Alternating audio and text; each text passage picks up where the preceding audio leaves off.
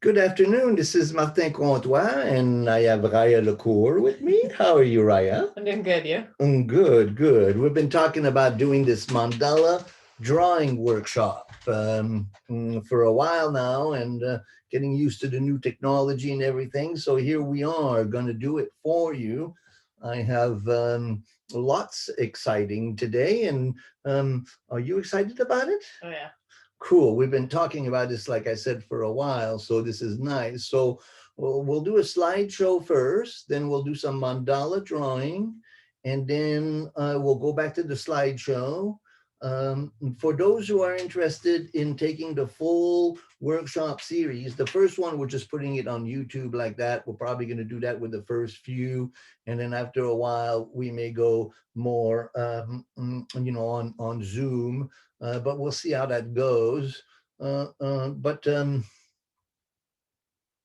tools that you're going to need to do this workshops is a protractor or a, well, some tools, and and then also the compass. Now we have two compass. My friend Stephen Connor gave me this one. That's a really good one. Hard to find big ones like that. And then Raya's got a small one. That's about all the tools. And I've been studying astrology for the better part of, I can't remember now, 34 years. And drawing mandalas is an essential part of your learning. And and you can see I have mandalas everywhere. I've been making mandalas for a long, long time. And through this workshop series, we're going to do lots of them. And you know about my Astro Mandala table there that I use in my workshops. Here, let's light a candle. So set yourself up. We're going to be here for a while, and we're going to be drawing some mandalas together. Somebody was asking me the other day, just says, why do you not have the spontaneity that you used to have when you did your workshops live? What's missing in your videos? And so it's a very complex thing, huh? To learn to do videos, but to be surrounded with technology, but then to remain natural, and free flowing in yourself. Sometimes I'm like a deer in the headlights, what am I supposed to be saying? But you put me in front of an audience, and here I go, it's like, okay. So I think also having you here, Ryan, really helps, because the audience can feel that they're like, you're self-fulfilling. You kind of, well, anyway, we're all together, and then you on the other side of the screen. Hi.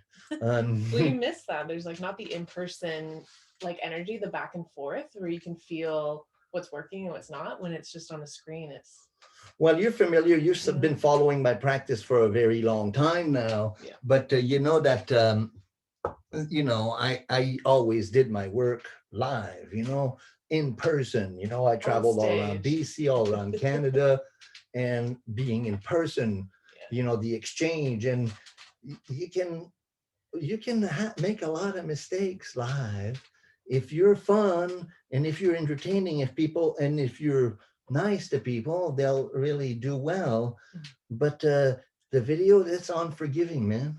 It's like, oh, dude, you make a mistake and it shows up. And then I think the next thing that I'm going to do is I'm going to learn how to edit. But that's a big Pandora's box. Anyway, thanks for joining us, you guys. We're going to have fun today. And here we go. We're going to show you what we're going to be doing. Okay, here we are. We're going to make this window bigger. We can wave it, yeah, and you can see us. So this is the Healer and the Dreamer astrology. The Healer and Dreamer astrology is a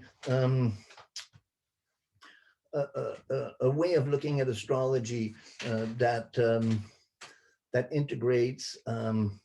So the Healer and the Dreamer weaves an insightful tapestry using astrology, alchemy, dream work, and the analytical psychology of Carl Gustav Jung to bring clarity to the path of self-realization in our modern times. There's many modules of the Healer and the Dreamer astrology, and we're going to be going through them on this video channel. And so this is the first one, and this is the first module, understanding the zodiac through mandala drawing. And this is an artistic exploration and Jungian perspective into the alchemistical symbolism of the wheel of life. And so the world wheel. So, and I'm Martin Comtois. I also go by MC Starman. So, the world wheel, the sacred mandala, the sacred circle of wholeness. So we're going to talk about the center and the circle. We're going to talk about geocentric and heliocentric. We're going to talk about the ecliptic. We'll talk about the ego, the self, and individuation. We'll talk about the personal and the collective, the alchemical circulatio, two directions of movement in the zodiac, clockwise and counterclockwise, or the signs and the houses. The four quadrants, the four seasons, the four directions, the four elements, the four functions. These are all quaternities that we'll be studying together today. Squaring the circle and the axiom of Maria. We'll come back to this slide and to this whole presentation. Now, you guys know, and I don't want to block Carl here. Hi, Carl. How you doing, man? So as you see, if I move myself here, Carl was in the mandalas, and the quaternity was a big part of his ideas. This is one of his paintings here. One of his most famous painting, Philemon, is under here. And so here's a few quotes. In each of my workshops, we're going to have a few Jung quotes to elucidate the material. So quotes from Carl Gustav Jung, from The Secret of the Golden Flower, and concerning mandala symbolism. So, the healer and the dreamer combines the wisdom of alchemy, astrology, and the analytical psychology of Carl Gustav Jung. So we look at the symbolism of astrology through that lens. So these quotes help us understand how Jung saw mandalas and the importance they had in his work. When the self finds expression in such drawings, mandala drawings, that is, the unconscious reacts by enforcing an attitude of devotion to life. For in complete agreement with the Eastern view, the mandala is not only a means of expression, but also produces an effect. And that's the key. When I first that I find is when I first started teaching astrology, I used mandala, and I used my tables, used mandala drawing as a way to really get people to integrate astrology, but also the act of drawing the mandalas is a meditation. It is a spiritual activity that gives you so much. So it produces an effect. It reacts upon its maker. Age-old magical effects lay hidden in the symbol, for it is derived from the protective circle or the charm circle, whose magic has been preserved in countless folk customs. So through the ritual action of drawing mandalas, attention and interest, we are led back to the inner sacred precinct, which is the source and goal of the psyche and contains the unity of life and consciousness. The unity once possessed has been lost and now needs to be found again. Oops, got to do some editing more. And then, so then we can see that for Jung, the mandala, the circle, this, and astrology also was a way of studying the self. The circular movement that has the moral significance of activating the light and dark forces of human nature, and together with them, all psychological opposites of whatever kind they may be. It is nothing less than self-knowledge by means of self-brooding, in Sanskrit tapas. A similar archetypal concept of a perfect being is that of the Platonic man, round on all sides and uniting within himself and the two sexes. So the mandala is a symbol of the self, really.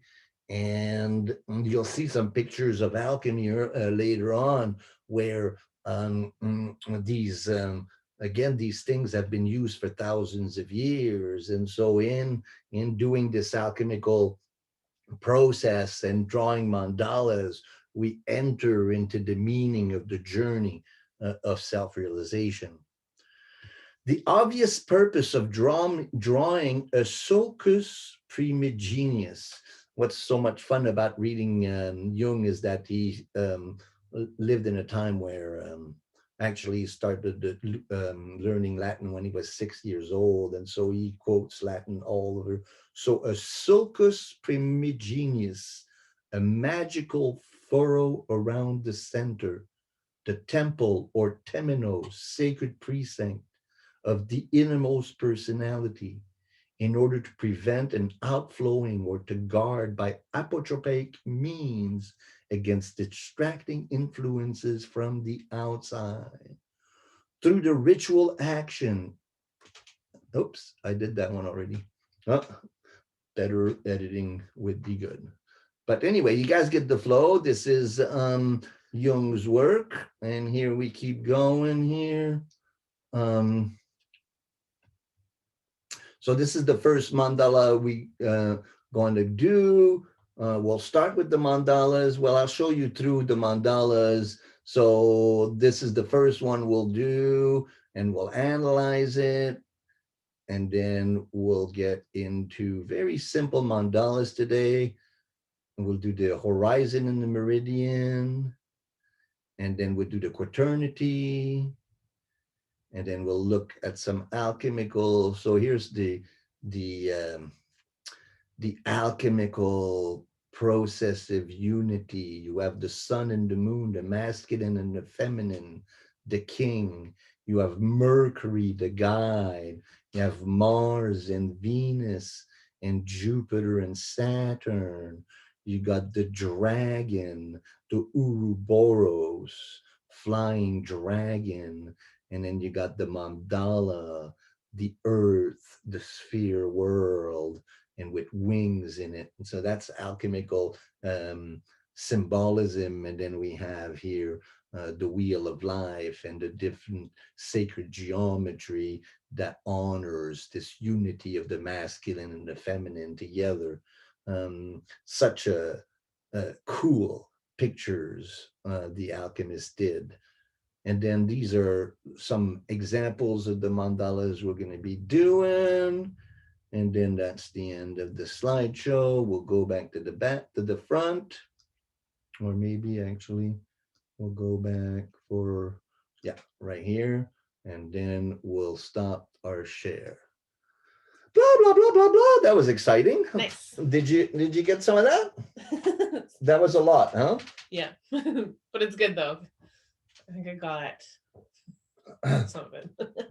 My brain's like, ah. Well, I think I'm more comfortable with being recorded, I think. Was that? I'll get over it. You know, you're just not used to being on like recorded, so you're like, what am I doing? You know? The incense is grabbing at my throat. You want to open the window? I mean the door? Yep.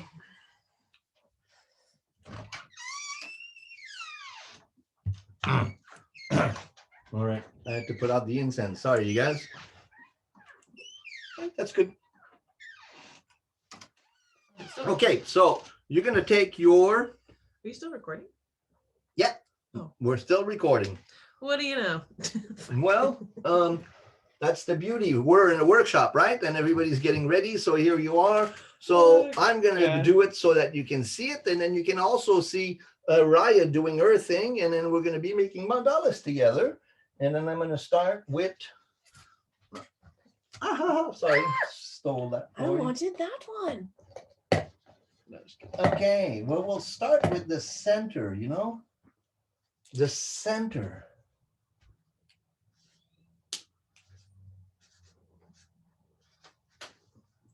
The center. What is the center to you? How do you feel about the center? What does the center of a circle symbolize for you? The self. The self, the ego. Mm-hmm. It's the center of consciousness. You know, this is me. The system that we work with is, we have two ways of calling it. We have heliocentric and we have geocentric. So heliocentric means the center is the sun. So after the Copernican revolution, about the 15th century or so, when Copernicus and those guys discovered that the sun was the center, not the earth, the system became heliocentric. Also, the ancients knew about that, but during the Catholic era, the earth being the center of the world was the basic understanding. So that's the geocentric and heliocentric. So astrologies, you know, there are different types of astrology, but Western astrology is a geocentric system. Geocentric, so then that center is the earth, like that mandala that we saw, that first one with the wheel of life, you know, the astrology, you know, you had the ecliptic and you had the earth in the center. I'll show it to you again, but so then the geocentric, the center is the earth. So this is where we stand. This is I. This is a sense of self. It symbolizes my consciousness, who I am. And then here, you can have that now. And then I'm going to draw a circle around the center.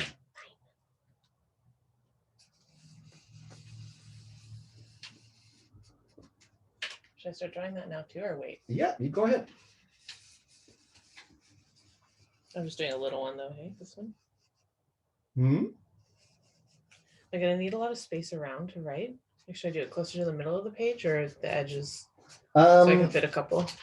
I think that you're going to be doing a lot of them. Okay, I think your first one, you can just go with the flow.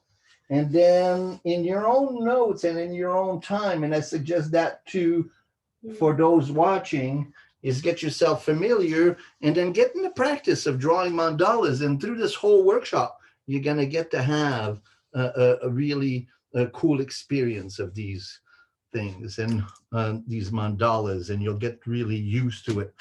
And hopefully you'll get just as addicted as I am. Okay, I'm going to go with different colors. So the center, the self, the ego. So the concept we're looking at here, when we look at this, see, this is, what symbol is this? Do you know this symbol? The sun. It's the sun, exactly. So it's the individual within the collective. So right off the bat, we have two Jungian terms, individual and collective. So the symbol of the sun is the individual within the big world, right? And so then it's the ego and the self. You know, the sun is the symbol of the self. And so right off the bat, when we look at this, we learn the individual and the collective, heliocentric and geocentric. We have the center, And then what is the outside circle? You know this one, the outside circle? What is it, collective? No, the outside circle is called the ecliptic. Ecliptic. So the center, we know, and then the ecliptic. The ecliptic is the imaginary circle that goes around the earth that shows the movement of the planets. What are our first experiences of this ecliptic? When you see the path of the sun and the path of the moon, they travel on the ecliptic. The Mercury, Venus, Mars, Jupiter, Saturn. The ecliptic, just like we showed the first picture, I'll show it to you real quick. Mm-hmm. The ecliptic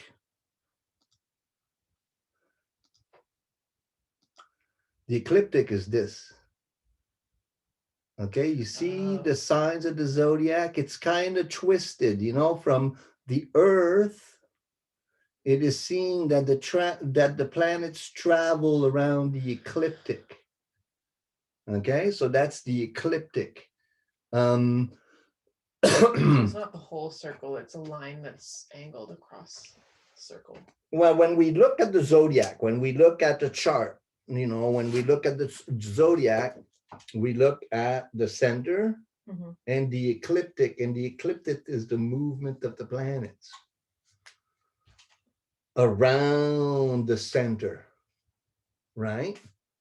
So the center being the ego or me or the earth, or, you know, so it symbolizes different, you know, basically the process of individuation, the process of going whole is to realize that one, I am this little point, but I'm part of this big world, which I am as well. And so the process of realizing myself, what I'm conscious of, and all of the things that I'm not fully conscious of, you know, so then the whole path, the whole journey of life is symbolized by this point and this circle around it. So whenever we're doing a chart, whenever we're doing a circle, whenever we're doing a mandala, we always have the center and the ecliptic, and that's the travel of the planets. It's heliocentric, geocentric. So we use a geocentric system. It's individual, it's collective, and then we have conscious and unconscious. Now these things you will get more familiar with. I did one here. Check it out. This is what we're heading towards. Okay, so we're gonna be making this mandala as we go along. So conscious and unconscious? Yes. So what I'm conscious of and what I'm yet conscious of, unconscious of, you know. So you know, we talk about how the individual uses so little of what he has or she has, especially in our, you know, with our system of education in our society, where people are not very developed as individuals. They're more mass units, they're collective units. They don't individuate, so they don't live. So this is like a map of the process of individuation from a Jungian perspective. So astrology is that. And again, we start with the basic symbolism of the center and the ecliptic, or the path around the path of individuation. Does that make sense? Yeah. Okay. Now, there are two movements that we get used to. So we going to get familiar with 4 points, the quaternity. Okay. I think I'm going to go back to black. It's easier to see. I don't know if you guys are seeing this well, but you know, this is a work in progress, and we're just working out, learning how to do this. But there's two different directions of movement around the circle. There is clockwise and counterclockwise.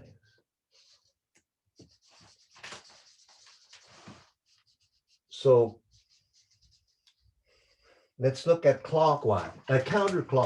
Counterclockwise, we have the signs. They start moving from Aries to Taurus, to Gemini, to Cancer, to Leo. So the movement is like that. What we have is we have spring, we have summer, then we have fall, and then we have winter. So that's the movement. So the signs move counterclockwise. And so when you look at the system, when you look at a chart, when you look at the system of astrology, you have to know that things move two ways. The signs, the seasons, they move this way. Okay, so we have spring, summer, fall, winter. Now, now this way, moving this way, what we have is we have sunrise. We have noon. We have sunset. And we have midnight. You see the two movements?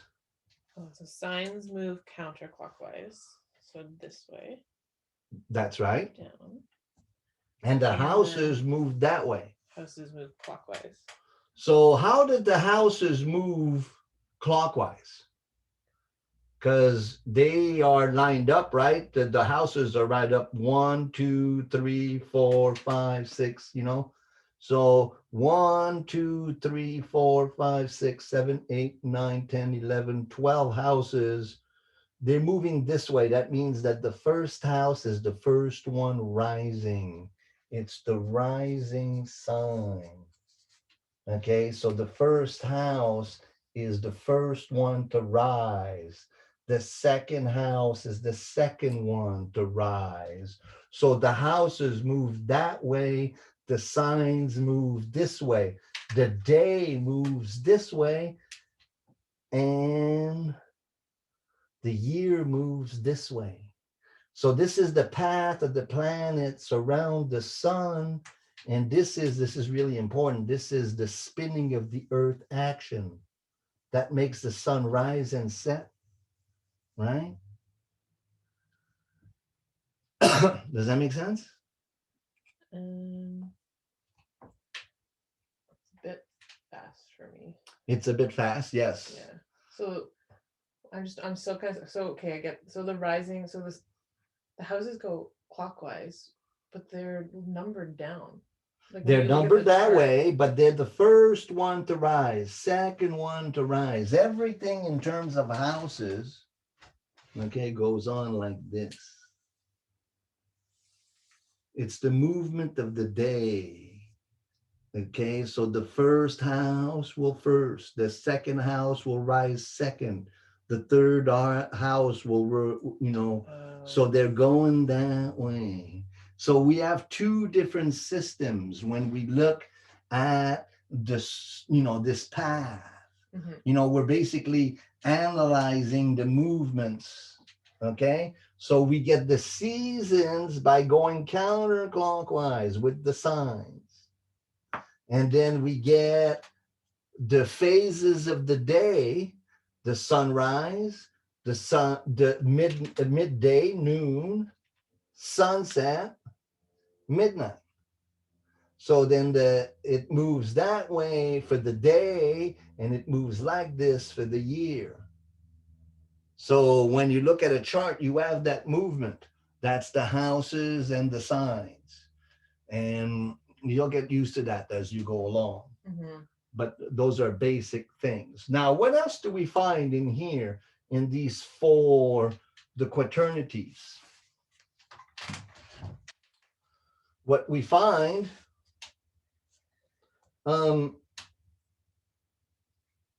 is that this is another interesting thing, is that we have east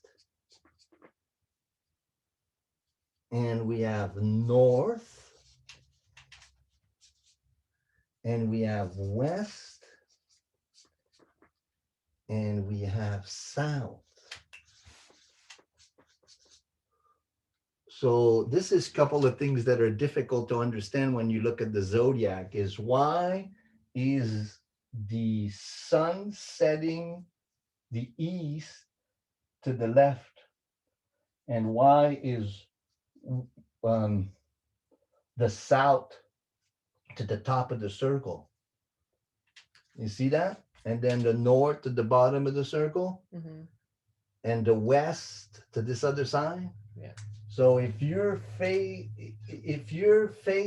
so that the sun is going down to the north, how is that summer?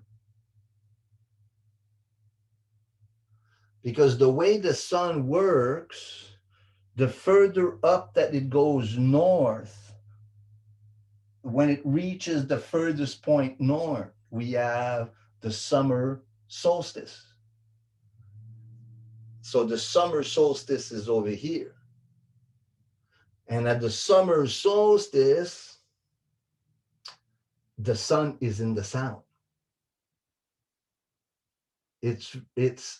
I'm sorry, the sun is in the north. When you get to winter, the winter travels south.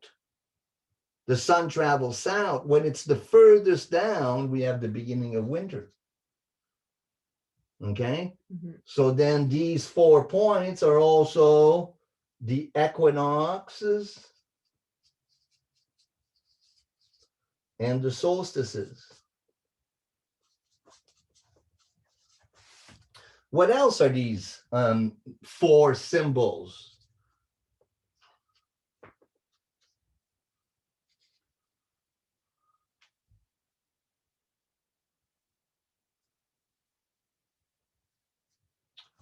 The other thing about these 4 corners, we have the elements of astrology.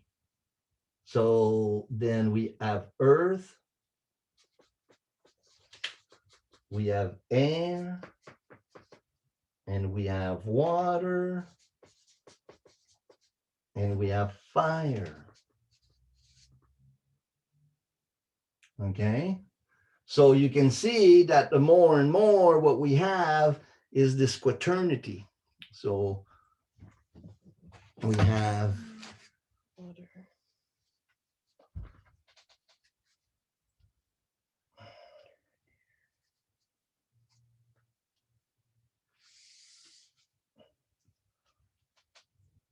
So what is this line here? This is the horizon.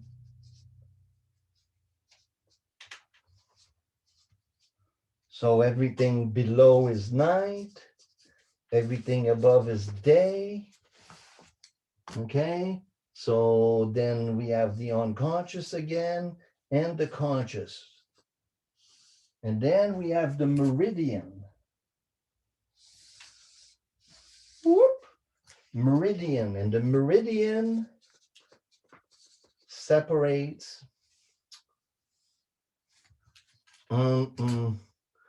the personal and the other, me, and how I relate to others.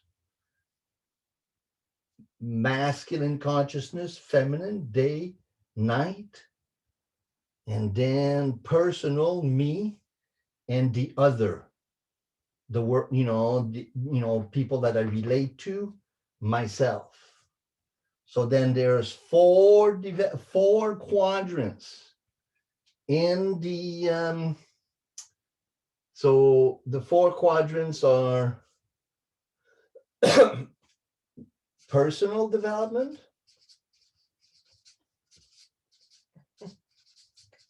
Then we have the second quadrant of the zodiac is family development.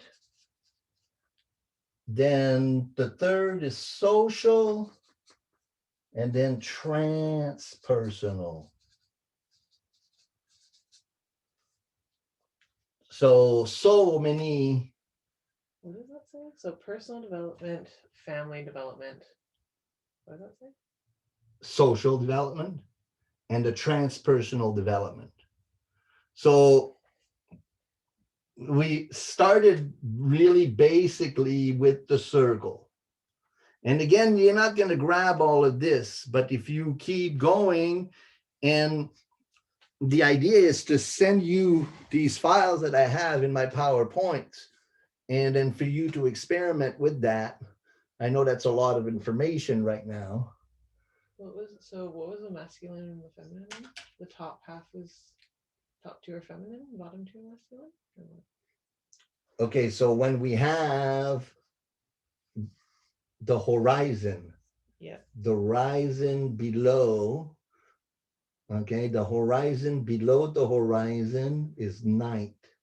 Night, the dark, being associated with the feminine. Above the horizon is daytime. It's the light. It's the masculine energy. Okay? Mm-hmm. Gotcha.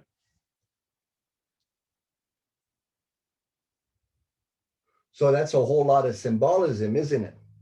Yeah. We can review it again. We'll do the PowerPoint again. But one thing I wanted to talk about is what is called squaring the circle. So when we have the cross is a very popular symbol. So we developed, the cross and the meaning of the circle and the cross. Now what's happening is we are doing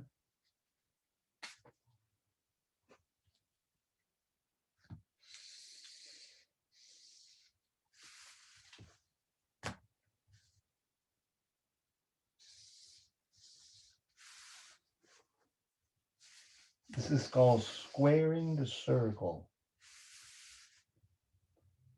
And so much so that a mandala is really a square, a circle is really a square. And so these are the mandalas that we're doing today with all the significance. And again, we're going to go through the files again. But before we go through that, so are you getting that? And how's your mandala coming? So you can do it this way too, huh? Where you can just start simple, just do one like that, okay? Then do the sunrise and the sunsets. See that? Meridian.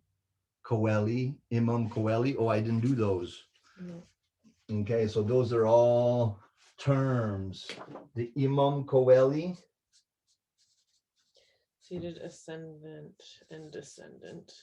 And then the Imam Coeli and the MC Starman. MC is the medium Coeli, the middle of the sky. That's the ascendant or sunrise. The descendant. These are all points that refer. These are Medium medium Coeli. Colei. Mm-hmm. And then what was the bottom one again? The Imam Coeli. IMUM. Yep. Coeli. COLE. So that's the middle of the sky and the bottom of the sky. So middle of the sky. How are you doing? Is this a lot of information? Mm-hmm. Was that too much? Middle of the sky. Hold on. And of course, for you guys on the other side, I can't, get questions from you. But as we move along, this will be. I'm curious about how do you see it, and if it would be helpful to have a Zoom after the workshop so you could ask your questions. I'm just experimenting through this and trying to figure it out myself. And it's very interesting and fascinating material. But the first thing that became really apparent is that maybe I put too many mandalas in this one. So I think that might be. But go ahead, you ask some questions. Is it the same as the North Node and the South Node? Or are those totally different things? That's not like North and South. No, the nodes are completely It's different. totally different. Yeah. Okay. So we did this mandala, but one thing I wanted to talk about in terms of if this is the path of individuation, the path of wholeness, and we looked at all of the different things that goes on in the circle, and what became really evident is that just starting with the point and the circle, so much is gathered, the two movements around the center, the seasons, the day, the elements, the quadrants, all of the knowledge is assimilated through these through this mandala. And so yes, you can see the different ones that you can do. But basically, all we're studying right now is this quaternity or this wheel. And for an astrologer, getting Jung's perspective is fascinating. And I'm going to share with you what the Jung called the Axiom of Maria. And the Axiom of Maria describes the process of individuation. And so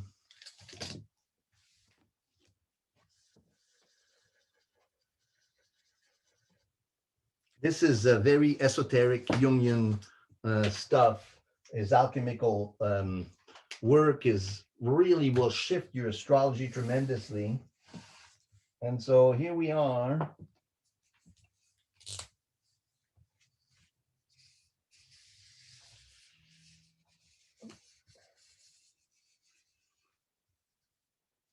Cool.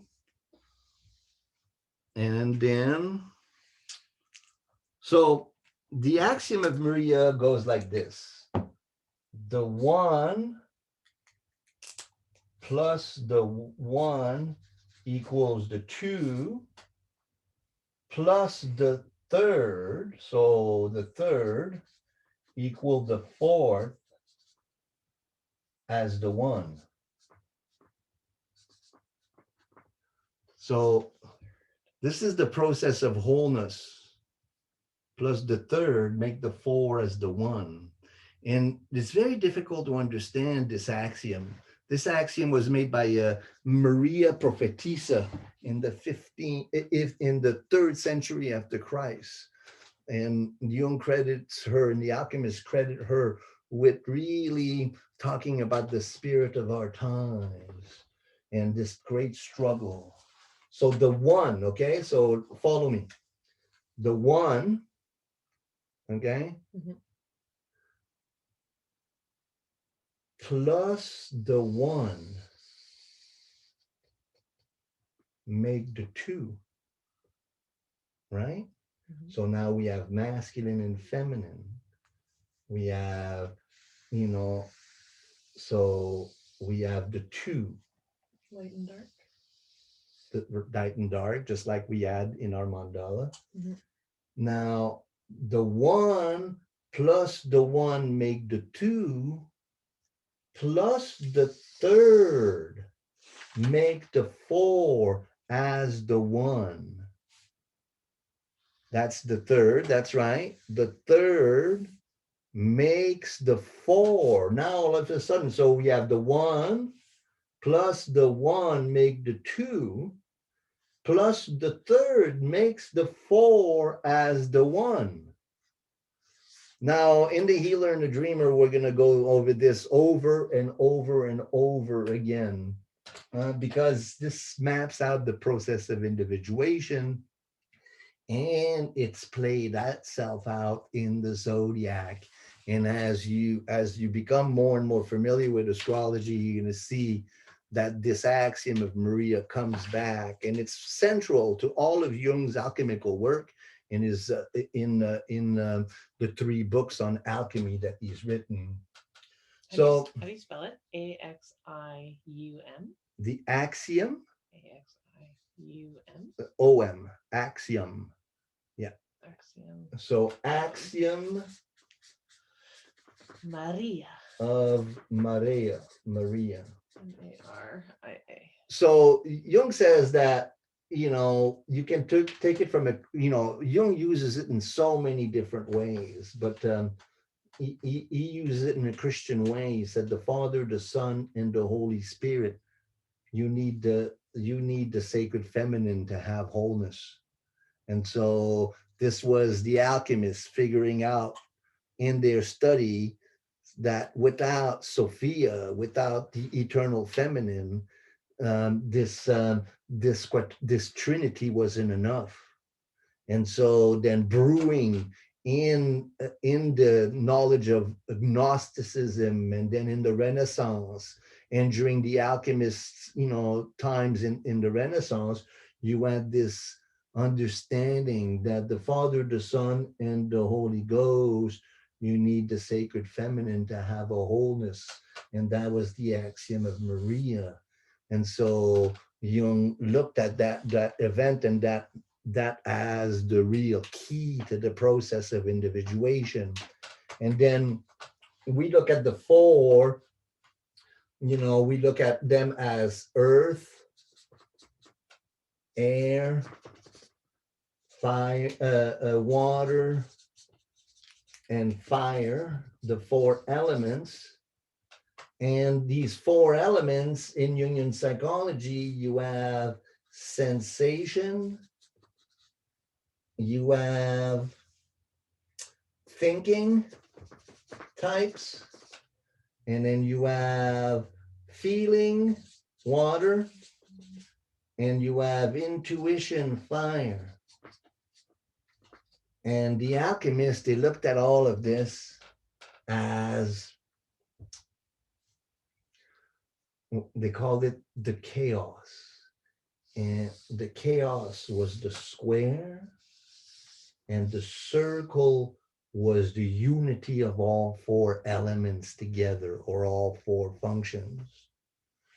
So then we've used different languages, different symbolic representation of the movement of astronomy, of the movements of the psyche, to get us to understand these basic mandalas.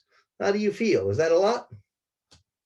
What part is the chaos again? So chaos is having it all come together, where it's like the chaos is the square. So squaring the circle, those 4 elements, they were known to battle each other.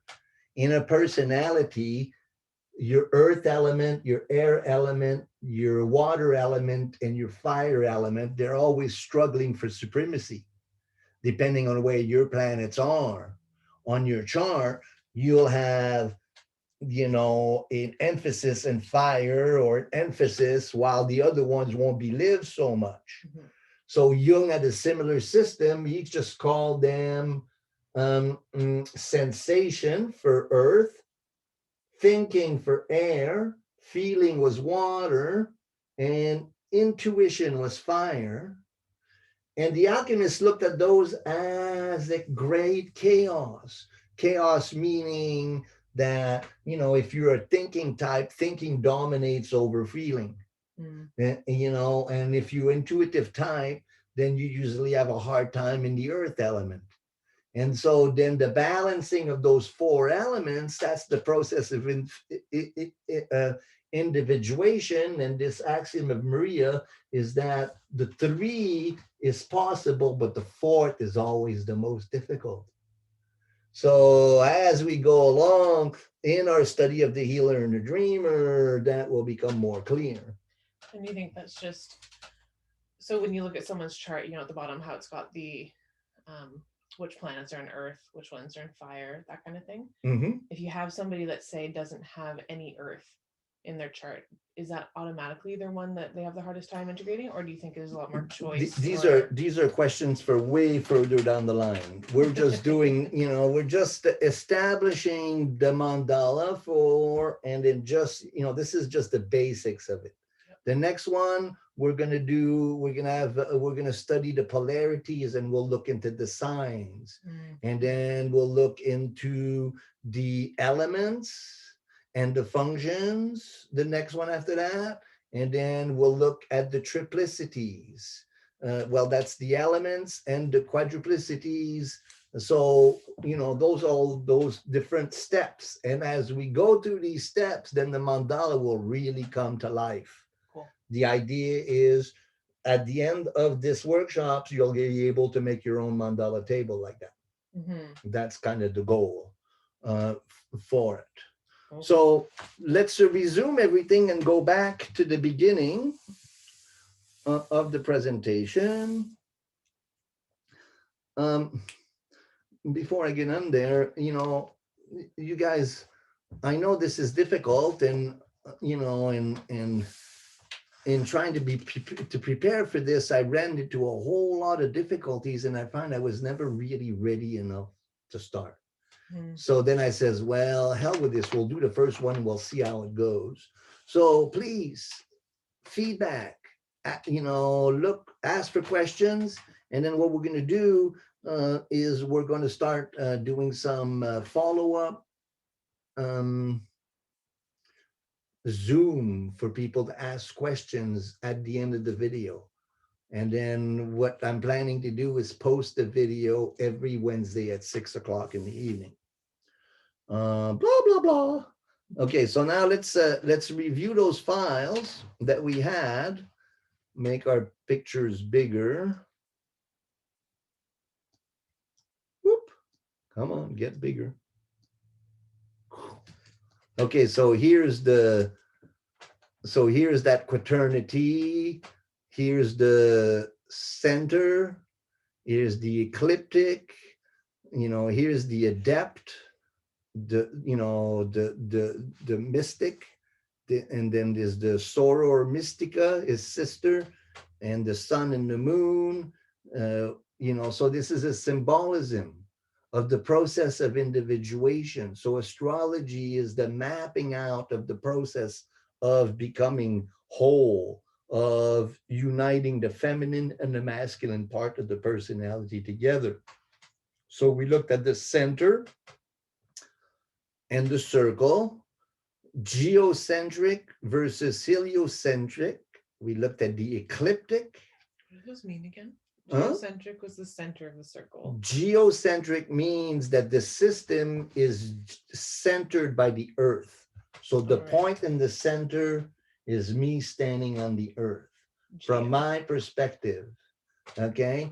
In Hindu astrology, it's a heliocentric system. They don't go with the processes of the equinoxes and the solstices. They go with where the constellations are right now, and it's changed. So depending on whether you define the system as heliocentric or geocentric, your understanding of the zodiac. So when you look at the zodiac, you understand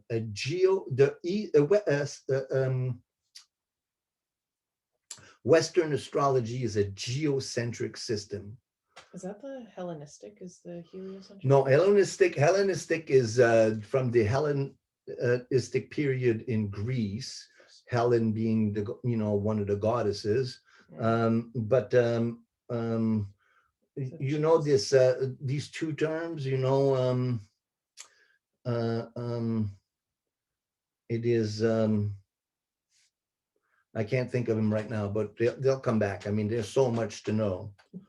Okay, so the ego, the center, the self, the process of individuation, the personal and the collective, the alchemical circulatio. What is that?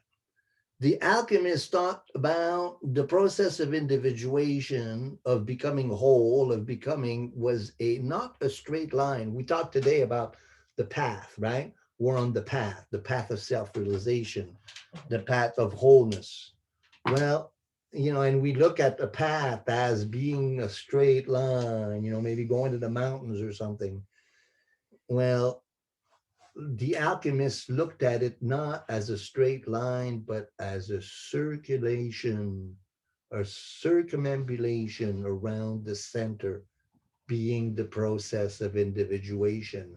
The journey is not a straight line, it's a circle. And that's what the zodiac symbolizes, is the path of individuation is, again, a circulatio, a circumambulation. Does that make sense?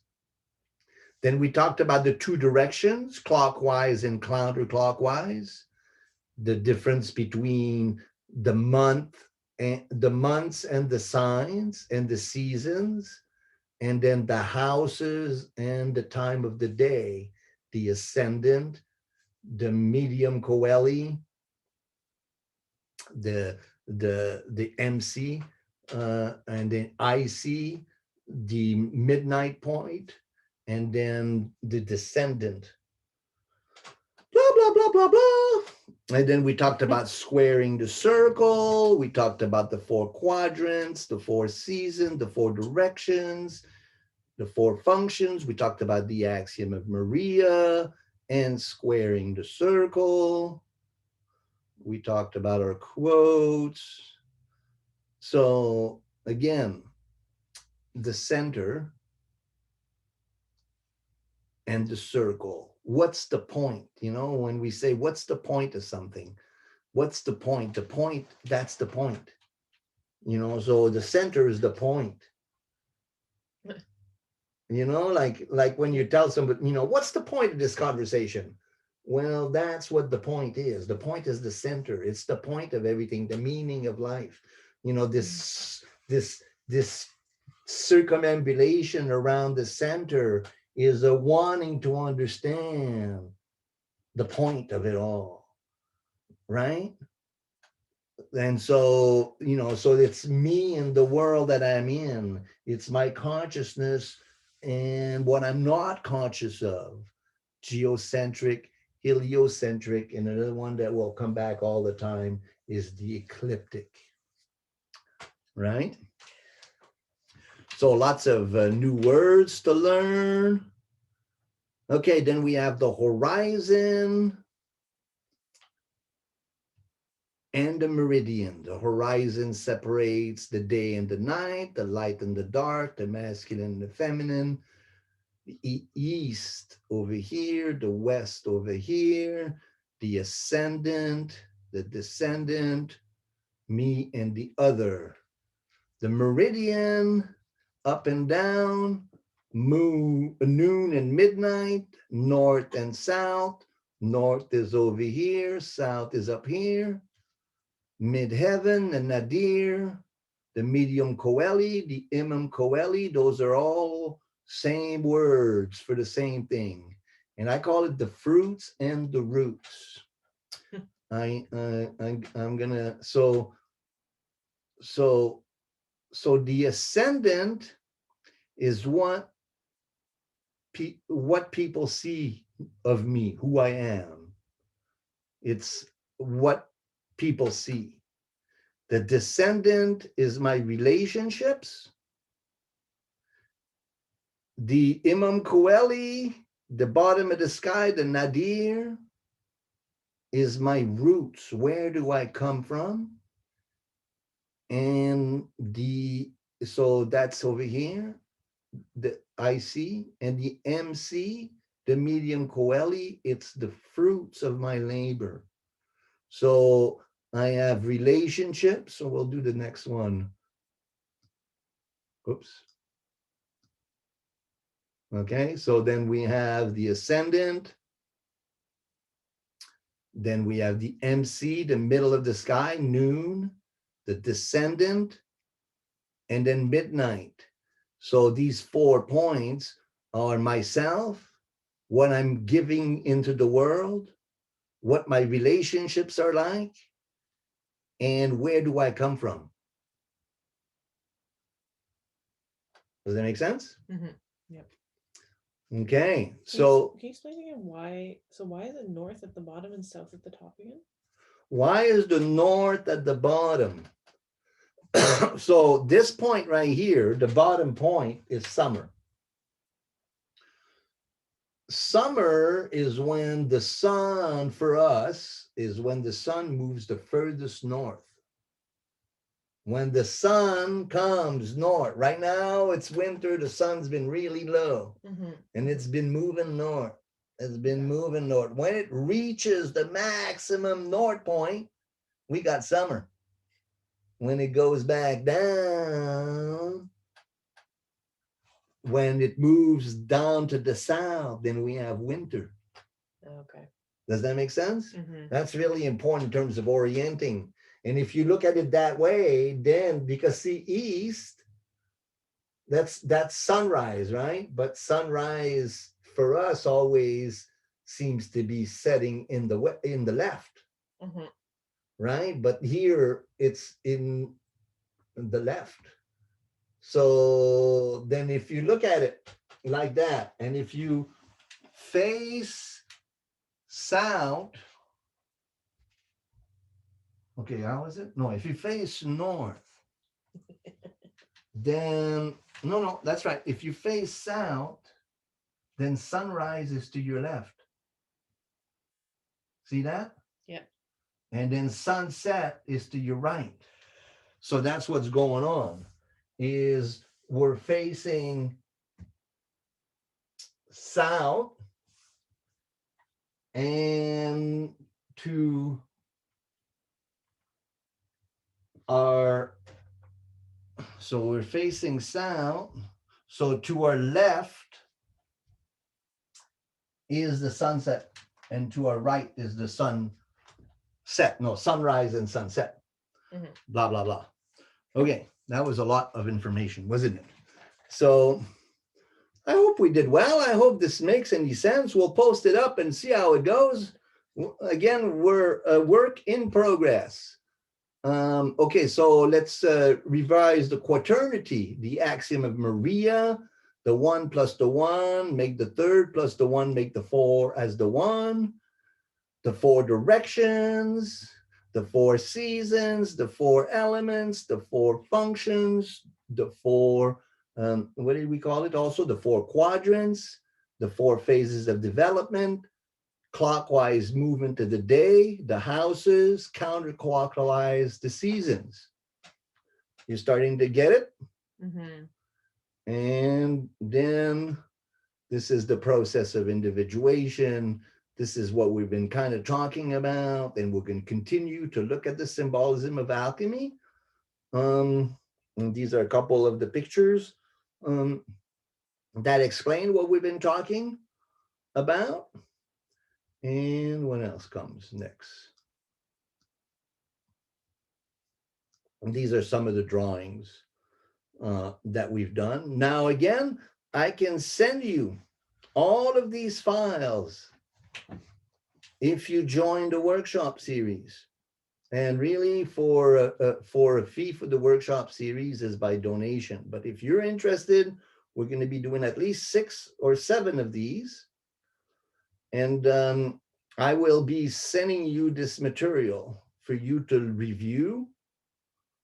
Drop me a message, healerdreamerastrology@gmail.com. And then every Wednesday, we'll post the next one. This is the first one. And then if you look on our channel, you'll see that there's one already, which is kind of an introduction that we did together. Oh, yeah. That's been fun, right? Yep. So, I don't know how we did. I don't know how you did, but let us know. And we're going to keep trying till we figure this thing out. And thanks for joining us and for your enthusiasm. And thank you, Raya. I think that your presence was really helpful. We had a nice little banter there, and I think it made it easier for folks to understand. We'll see you next time. We'll see you next week. And also, follow the channel, subscribe to the channel, say like, really important. The algorithms, they really love engagement. And so share, pass it on, um, listen to it, do it with your friends. You can take one of these and you can, take the video and then have a friend and have a mandala drawing party, and so, and then we'll get better at it and we'll keep it going. And over and out. Whoop, whoop, whoop, whoop.